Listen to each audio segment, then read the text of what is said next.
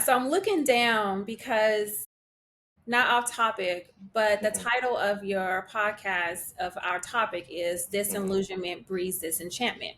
Yes. And so I ran this through AI Okay. because it's deep. Hmm. And I want to make sure that I get to every layer of this because it's Come very on. powerful. Yes. And one of the things that it came across was disenchantment follows as a loss of.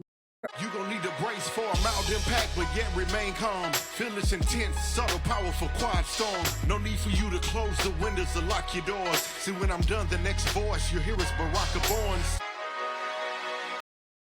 All right. I am so excited today. This is Baraka. You're listening to or watching the Be About It podcast with your host, Baraka Barnes.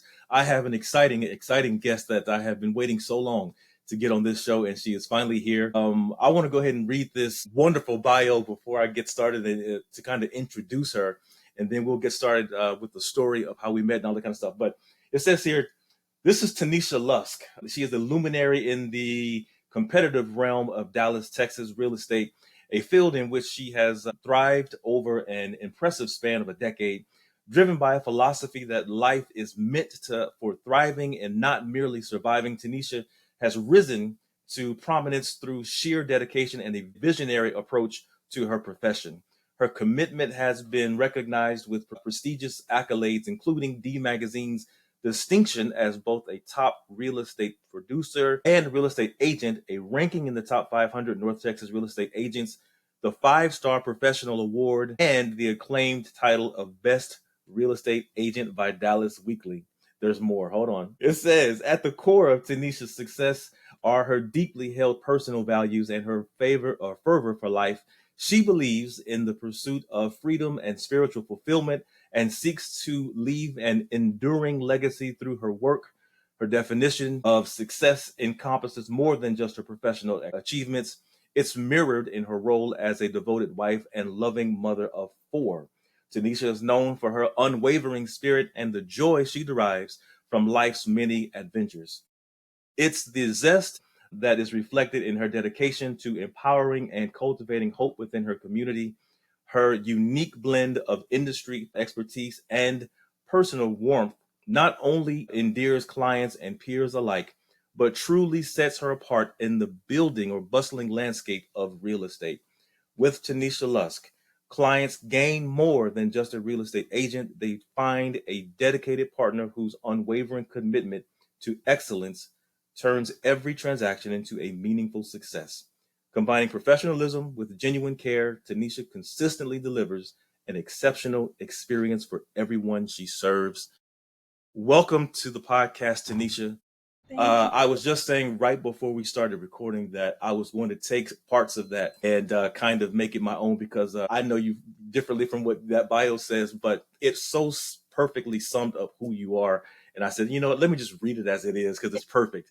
Welcome to the podcast. Thank you. I'm glad to be here. I am honored to be here. I'm honored to be in presence of you creating this platform. This is Okay. your baby.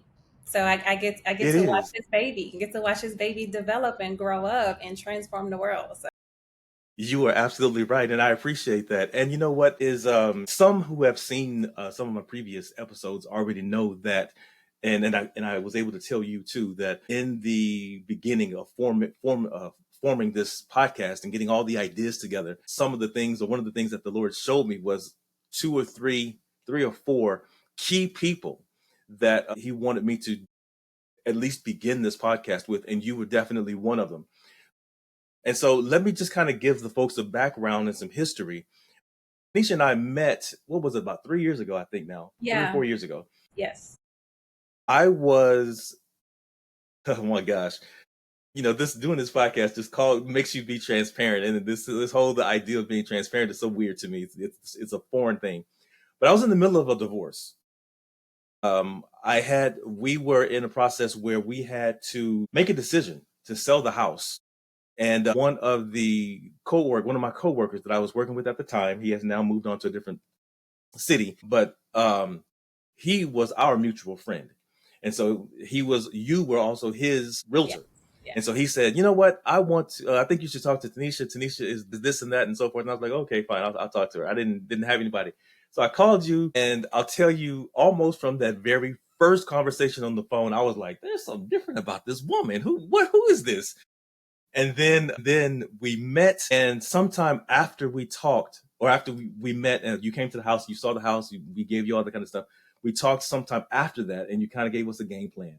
And I was like, no, man, this is not just a real. And that's kind of what I want to talk about, Tenesha. Something that you told me. If you read I didn't title it. I need to title this. The title of our conversation today is Disillusionment Breeds Disenchantment.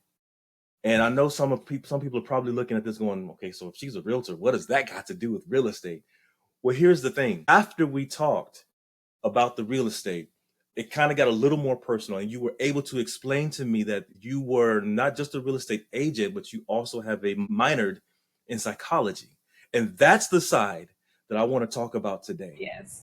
Okay, so man, let's just start there. So Yeah.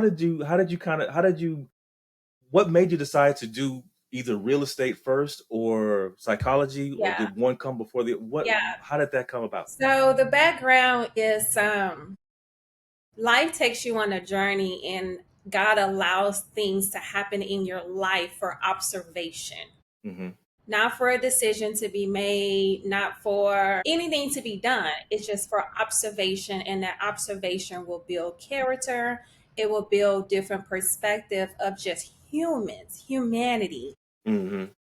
And it builds a humbleness to not leave room for judgment. So that's where, as I was going along my educational journey, I had many different things thrown at me. First, I'm first generation college graduate. Mm-hmm. So of course that's a pedestal that Absolutely. I was Congratulations. on, right? The goal was graduate college. So as Mm-hmm. I'm kind of pinpointing like what I want to do, what is my interest, all of that, I found myself leading towards surviving, right? Mm-hmm. Leading towards picking a degree, then pay well, made money, all of that. And I just remember kept telling my counterparts and my family, my parents, like, I'm not interested in that, because Mm-hmm. at that time, computer science was just not jump starting, right? So that was late, early 2000s. And I just wasn't interested in that. And so, of course, I was like, okay, along the journey, change your degrees all this many times, Yeah. right? Yeah. Mm-hmm. At that moment, I became a professional college student because it took Right. a while. I've heard of that. Uh-huh. It took me a while. I graduated, but it took a while. And so I had my son, at 20, and became a single mom and responsibility. While going to school, I was working, and I went into banking. I went into retail banking. I did too for a little while. Yes, yes. So it was just the customer service part, right? Yeah. Also the benefits and good pay and retirement, all the little And 5 days a week. yes, all the checkbox stuff. So I was like, okay, I can do this while going to school, taking care of my son. And that led into something else. As my role, I always wanted to make an impact no matter what I did, right? Impact cashing the checks. I want to have a conversation. Who is cashing this check? Who is this person? Why are they doing what they're doing? Why are they getting paid to do this job? So I always had conversation with my clients. And as I, gradually, climbed the corporate ladder, became a manager, all that, and I require everybody else to do the same, right? Mm-hmm. These are not people. These are people, right? These are human beings that is coming into this banking center, and they're trusting us to take their money to ensure it's going to go into their account, or they're trusting us to give us advice. So we need to understand who these people are. We need to have a relational aspect of it. Mm-hmm. And that's where along that journey, I was like, okay, psychology. I love people. I love the variety of people. I tell my motto is we're all colors of the rainbow. Yeah. At the end of the day, it's something magical, and that's that pot of gold. Mm-hmm. But we're all colors of the rainbow, and that's where psychology came from. Then I was like, I'm not going to be a psychiatrist because I've already spent 6 years in like bachelor's degree. Okay, And so you want have to to go change. to You didn't medical. want to totally change over, right? You Right. want me to add 4 more years on that? I've already No, thank like you. Yeah, like no. you're ready to get life started. So I was like, okay, let me minor in psychology. And then I did the general studies where my three majors was business management, economics, and I can't remember what the other one. I think it was like financial accounting or something. And Okay. then my minor was psychology. And so Okay. that's where it came from, where my journey of life, where I was introduced to a lot of people in my Mm-hmm. life. They were not, some were not perfect. Some, I mean, I'm not gonna say perfect, but some had different layers of life put on them. Mm-hmm. Mm-hmm. Okay. And I was just introduced to all different kinds of people. And I grew up in a home that we didn't place judgment Okay. and that people are imperfect creatures. And we may not like what they do, and we may not like the choice that they did. At the end of the day, they're still human. Absolutely. Human still, when you know that you're human, you are given permission to be on the journey to allow for growth, change, spiritual, all of that. So Mm-hmm. Mm-hmm. that's where that came from. So the That's desire of just wonderful. loving people. Exactly. And you've done that. You've shown that exceptionally well. So in where are you from originally? I am from Dallas, Texas. Uh-huh. Uh-huh. Mhm. Born here in the Yes, Metroplex? born and Okay. raised. Did you ever think about leaving? Going anywhere? I did once before, Huh? just to get a different scenery, also get a different perspective Yeah. outside of what I see day to day. I've thought about. I've always said that once my kids graduate and my kids get young adults, that I was going to be a nomad, Really? where I will come to their house for the holidays. Like I Uh-huh. won't be big mama where you come to my house for the holidays and I all that. got you. Like I I wanted got to you. be a nomad. Like I want to travel. I wanted to choose a day or a weekend that I'm in a different area, Mm-hmm. because it just gives you a different perspective. It broadens your thought process. Yeah. You No, I step get outside it. what's comfortable. I too am a native Texan. I'm from South Texas, though, from the See? Houston area. Been up here in Dallas a long time, though. So I do say this, though. Even though I've been up here 20 something years, I have never and will never, and I'm so sorry, ever become a Dallas Cowboy fan. I am a Houston Texans fan. When Houston did not have a team, I didn't either. Okay. Well, my husband will hate to hear that because he's a diehard Dallas Cowboys fan. You know what? I don't hate nobody who loves them, but I don't love them. Okay. But anyway, so yeah, Tanisha, I think it's really it's amazing the way you were able to navigate that those decisions. And then so that's how you minored in psychology. How did you get into the real estate then? Because I know, at some point you were like, okay, wait a minute, this is either going to take too long to get into this field or make this money, or how Yeah. did you get into real estate? Yeah. So the interesting is the decision came about from me having, well, we're a blended family. So just having a husband and I, like having our first child together. Mm-hmm. So had him, who is Jackson, and that boy's still black and white. He never took a bottle. He wants what he wants. There is no Wow. compromise. So it's Okay. like, okay, how do I send this child to daycare if he doesn't take a bottle? Like I am his bottle, right? And so as a family, we made a conscious decision for me to stay at home until he was able to self-sufficiently take care of himself, as far as like, comforting wise, milk, all that stuff. Mm-hmm. And along that journey, that was what, about a year or so. When it came time for me to go back to work, the dynamics were changing in the banking world, in retail banking. What year was There's a this? lot more electronic transactions, ATM deposits, starting to be a lot less personal connections. About what year was this? This was 2010, 2000, Okay. yeah. And I remember telling my husband, I was like, I'll go back to work because I like to work. Mm-hmm. I don't know I don't know what I want that to look like. And we were just, he was kind of bringing out my attributes. You're a people person. You love to talk to people. You love service. What do you want to do? And so I kind of went down like, well, if I'm working and I'm done with my job in 4 hours, send me home. I can Mm-hmm. do more Mm-hmm. stuff with that time than sit at my desk, right? So it was a Yeah. lot of the things that I was giving, and my husband was like, you know what? why don't you get into real estate? And I was like, you don't lost your mind. Commission? Okay. Like, I'm working for free. Like, that's Uh, really what you're doing until yeah. somebody makes a decision, right? Right. And I was like, I want my check on what at that time, what, 15 and a 30 or the first and the There you 50 or go. whatever. Exactly.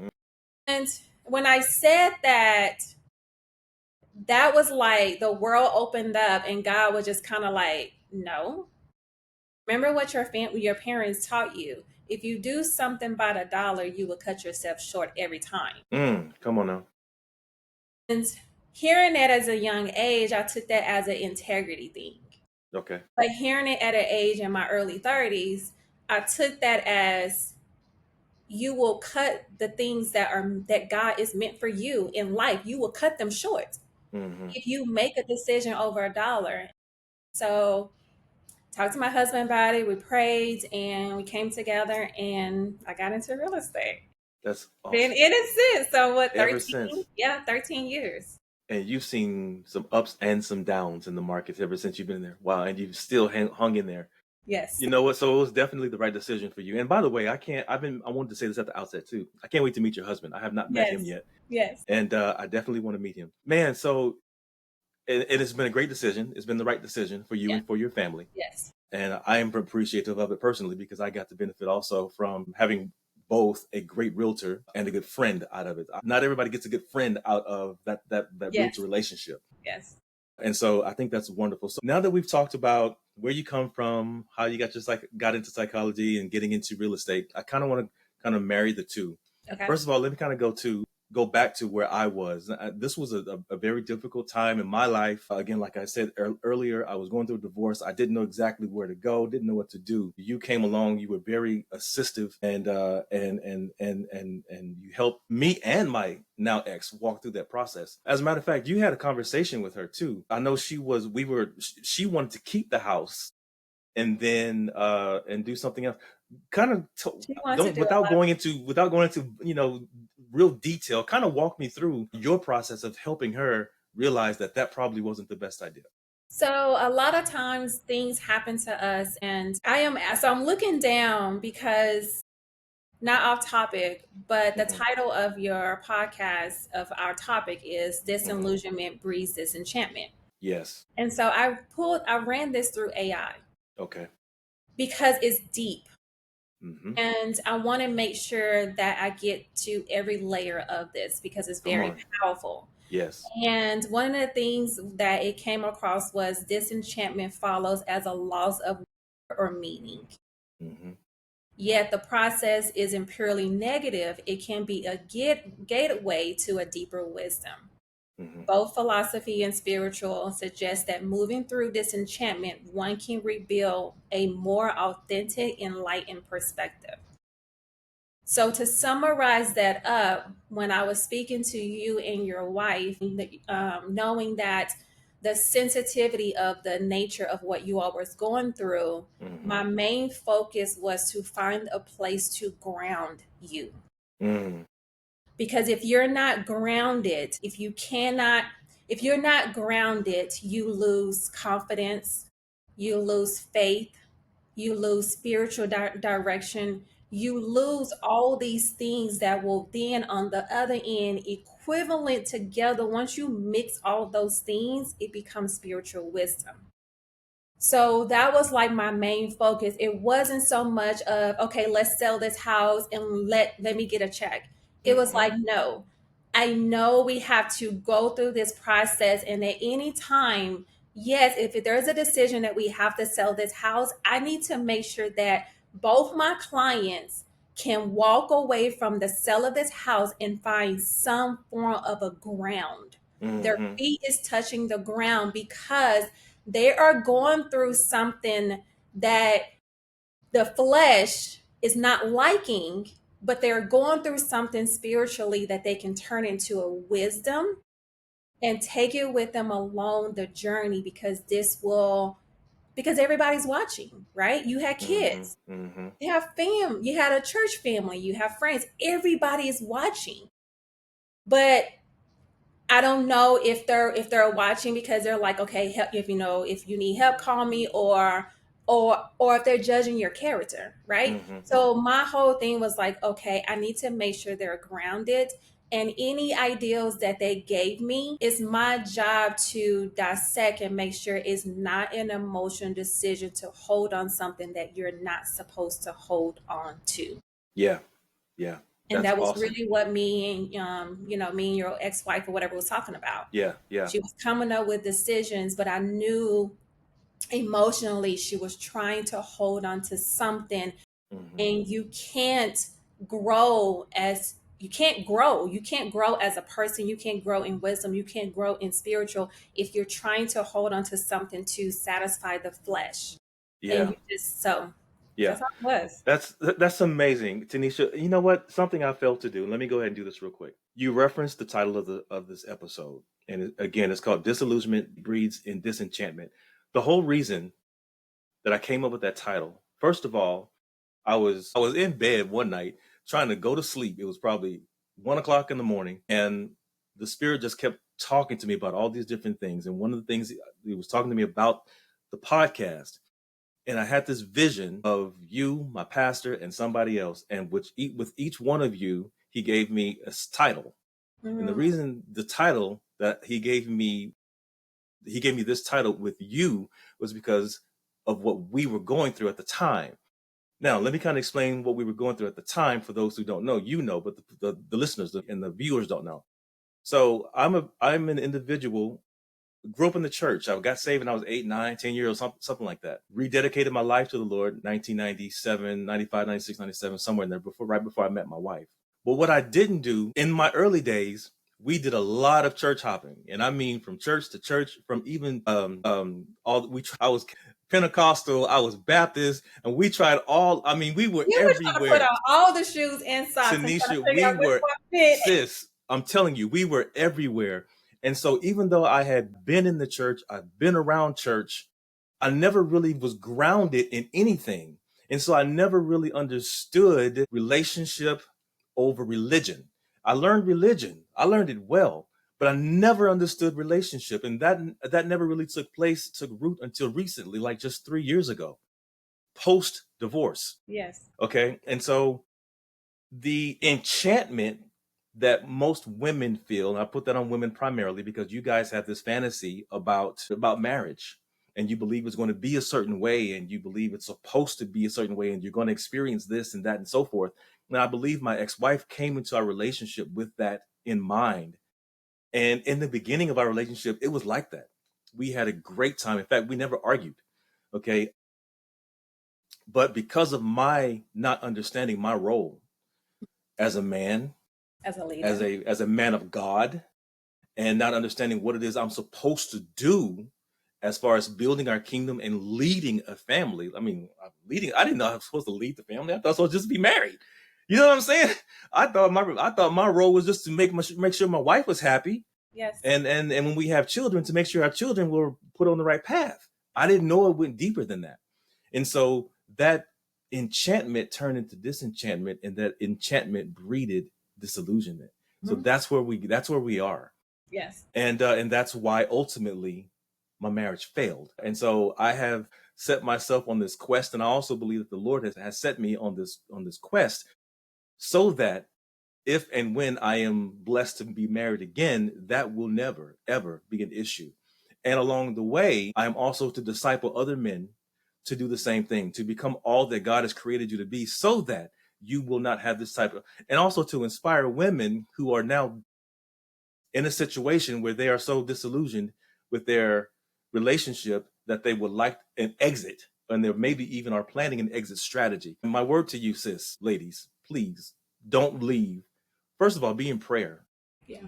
for yourself and for your husband, and then seek out others who are like Tenesha, for example, who are not a part of the equation of the relationship that you have, and who can speak life into it and can see Yeah. from the Yes. outside looking Yes. in.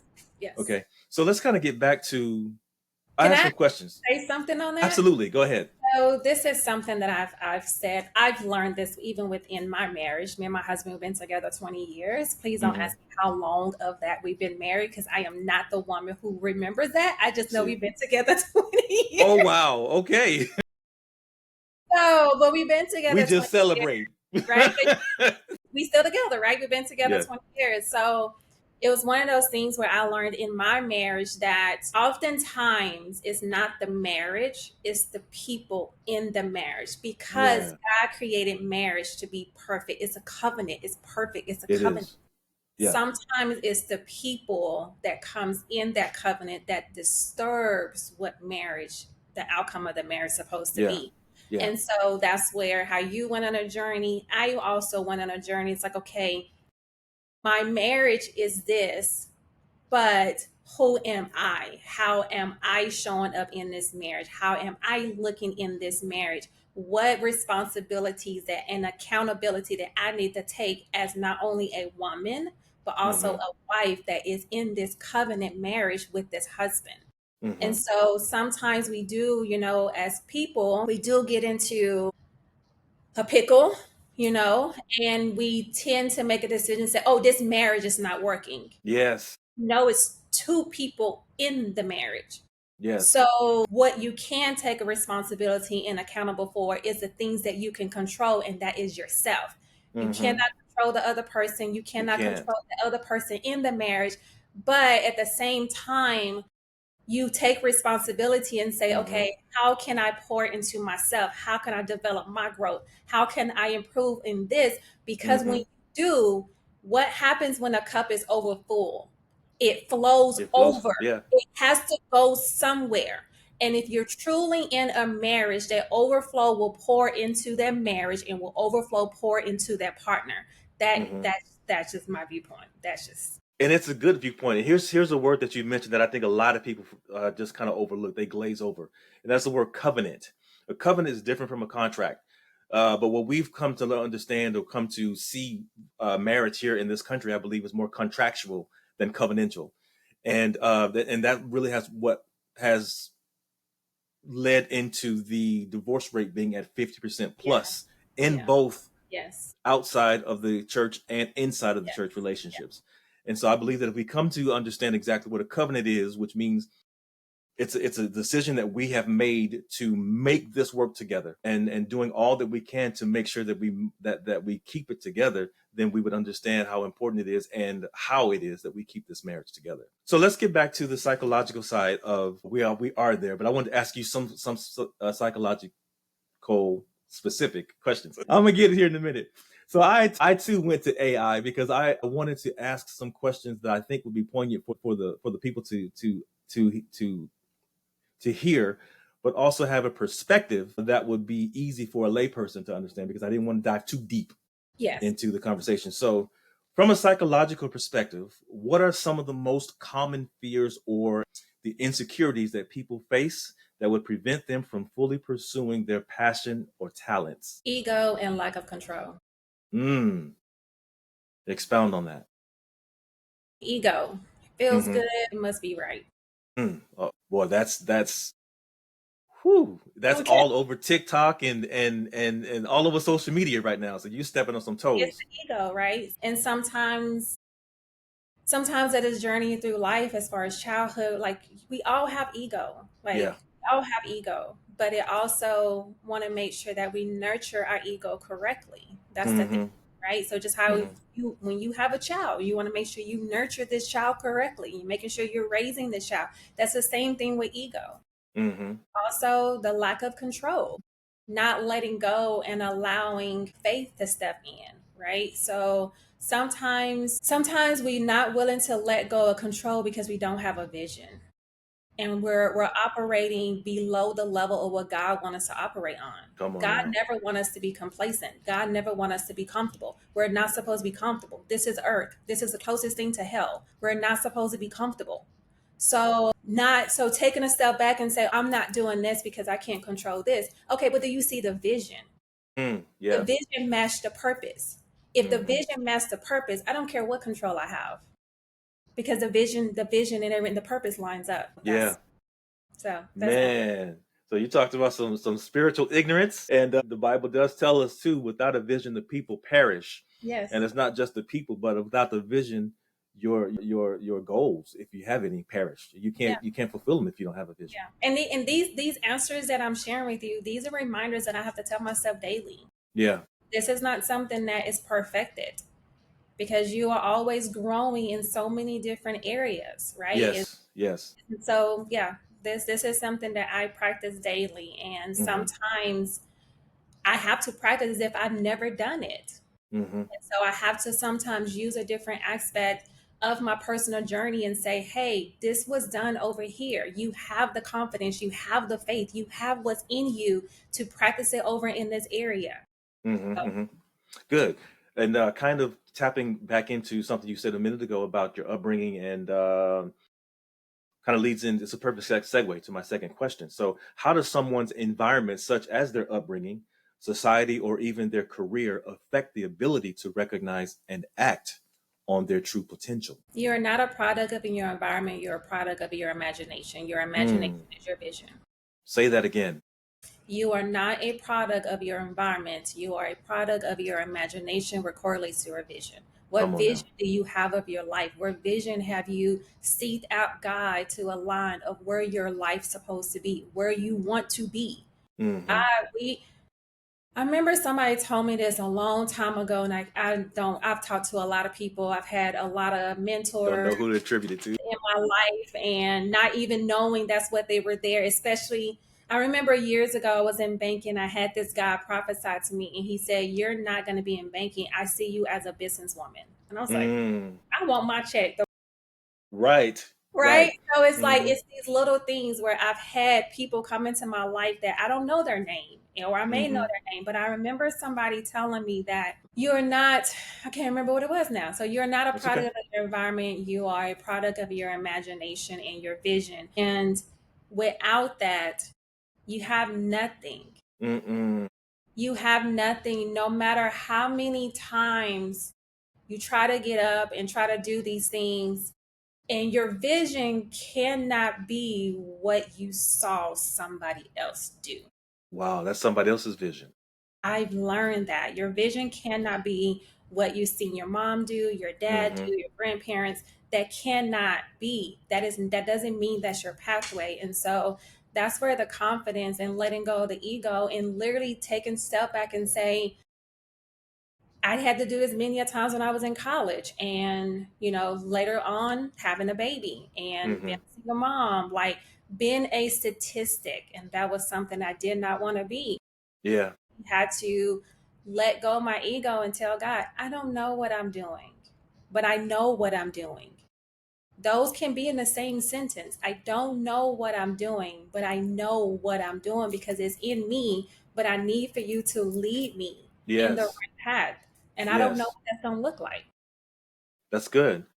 And that's important because I think a lot of us do that. A lot of us, like you said, follow the direction that our parents went into, and we think maybe this is our direction, and it's not. God doesn't necessarily have the same path for each one of us, his children. In Yeah. fact, we don't. Here's where the Bible puts it. The Bible says that we are one body, but in this body are many parts. Okay, so each one of those parts has a different role to play. The foot doesn't do what the hand does. The hand doesn't do what the foot does. The head doesn't do blah, blah, blah, blah, blah.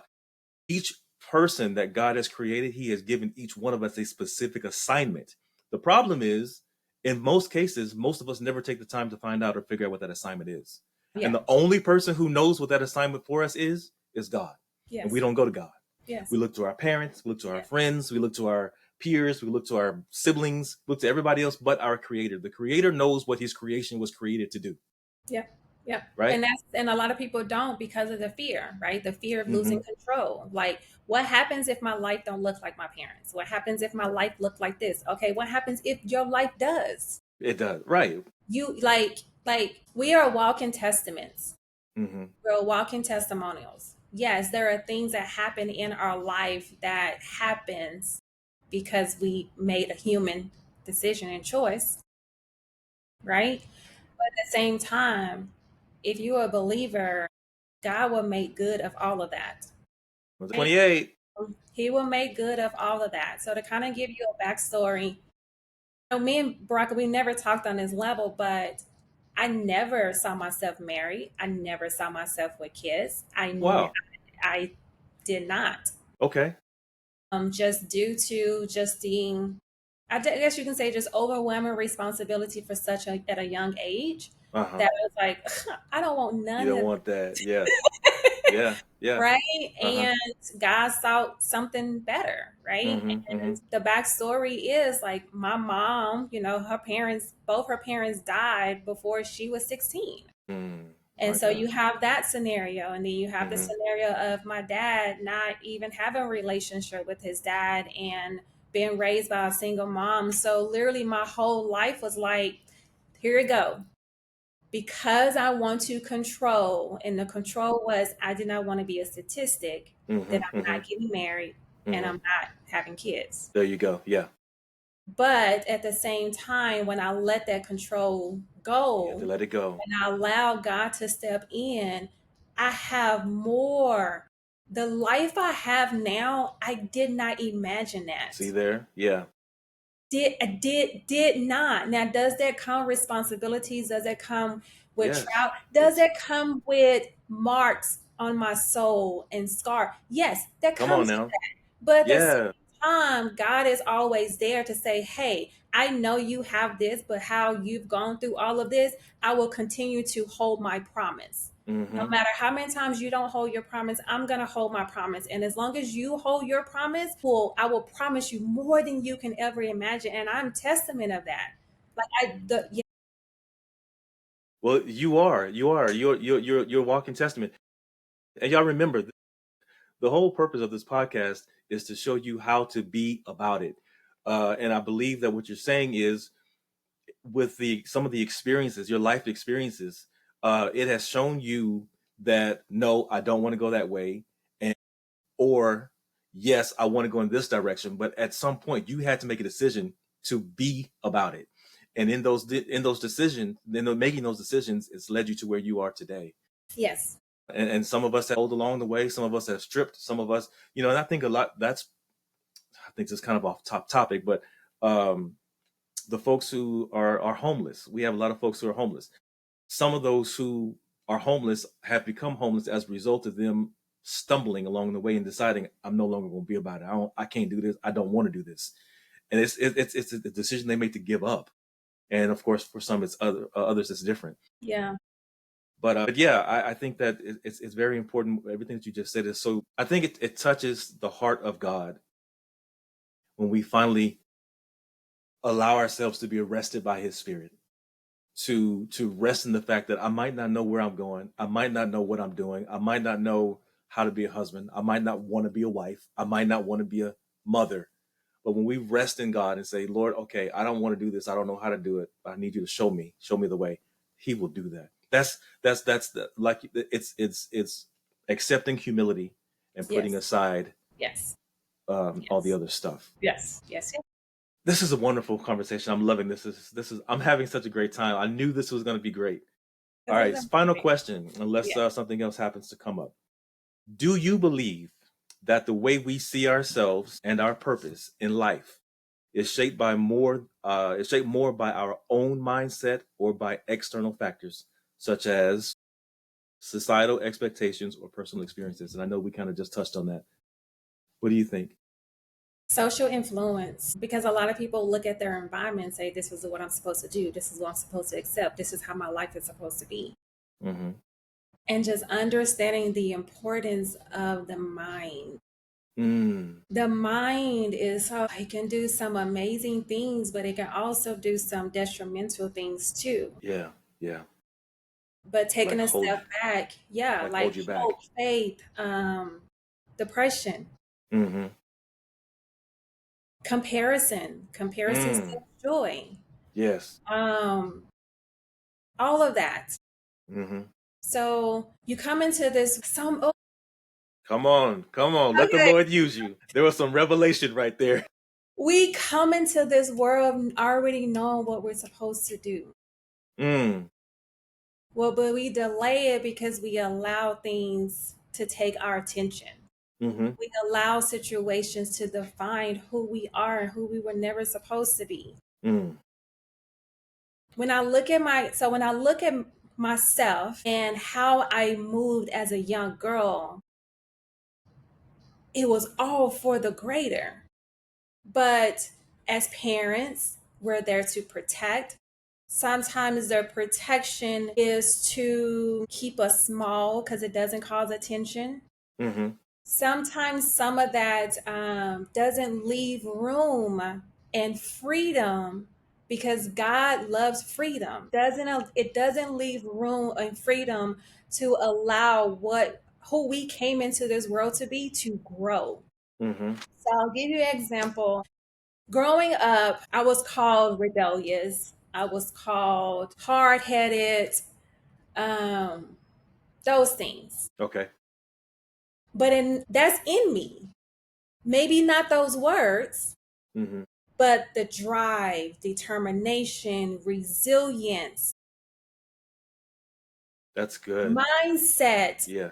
preserving my mind, preserving Mm-hmm. my thoughts, Mm-hmm. independent thinker. There you go. Those were the things that was already in me. Mm-hmm. But because of experiences of others around me, Mm-hmm. they looked at that and say, oh, the last time this person treated me this way, it hurt my feelings. So therefore, I'm going to make sure that you don't do this.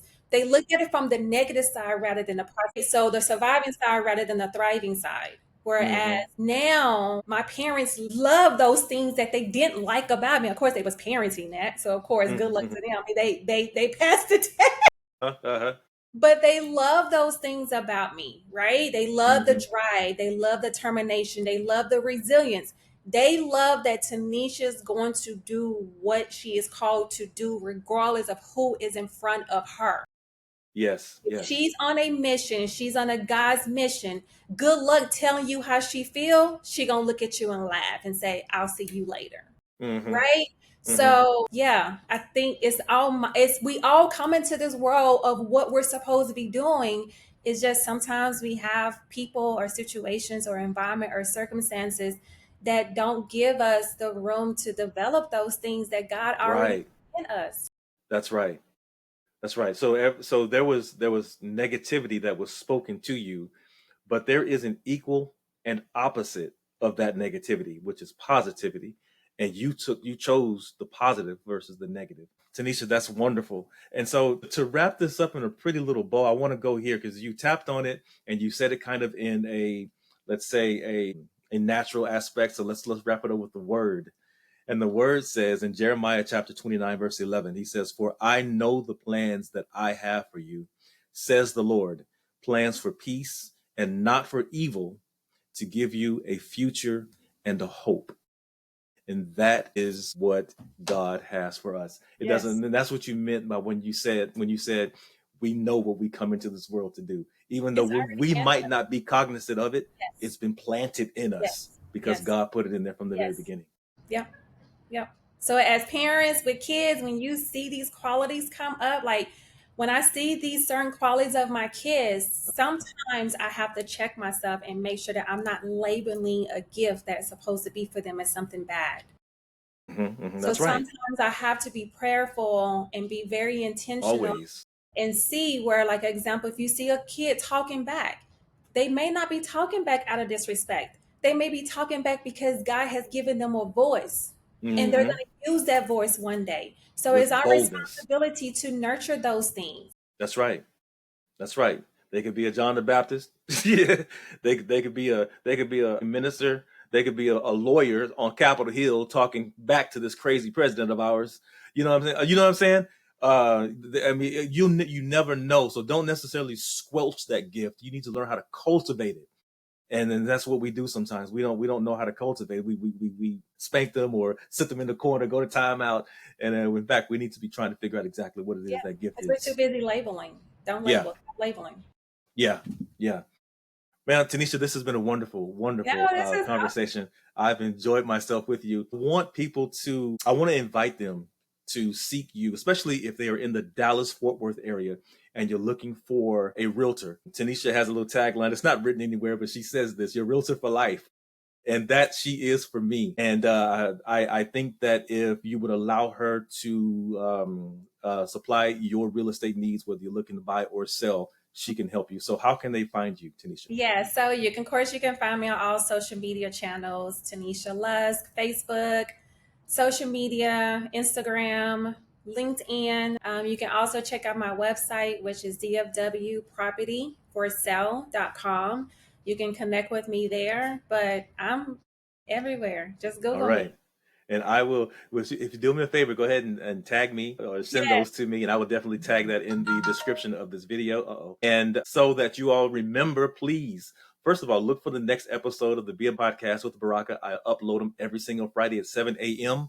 This one I have not yet scheduled. I think it's going to probably be the 28th, maybe. So Tanisha will be looking for that. Yes. And of course, if you want to promote it however you want to, I'll be sure and send you a little flyer Yeah, and blah, blah, blah, all the blah. love, all the love. When you stepping outside your comfort zone, I'm there to give you that win of that momentum and keep going because Amen. life starts when we step outside our comfort zone. And that's exactly what I have done here. I am outside of my comfort zone. You know, it may look like it comes easy to me, but let me tell you something. No, I tell you what happened. What happened for me is I was an actor for a very long time from the 8th grade all the way through high school. I graduated with my letter in theater, and so I know how to. You know what I mean? I may not know exactly what I'm doing, but I know how to look like what I'm doing. Yeah, but God said, take that face off. Let me see Baraka. Yeah. Let me see him. And vulnerability, here I am. The vulnerability of Testament is amazing because it can touch people in so many different areas in their life. Yeah. And that's the purpose. That's the purpose. I want to touch your life. What I really want to do, and again, this is the final tag. Ladies, gentlemen, anybody who runs across this podcast, whether it be via audio only or video on the other platforms, I want to motivate and activate you to become all that God has created you to be, and that's the purpose of this podcast. That's why I brought Tenesha on today, to kind of give you the psychology of man. Also, I believe that she would be an inspiration to you, knowing now where she came from and how it is she was able to navigate those roads and vicissitudes of her life to where she is today. So be about it. Please tag, share, comment, like, and all of the above. And we'll see you on the next episode of Be About It podcast. Tenesha, we'll see you later. Thanks for joining me. You. All right. God bless. You too.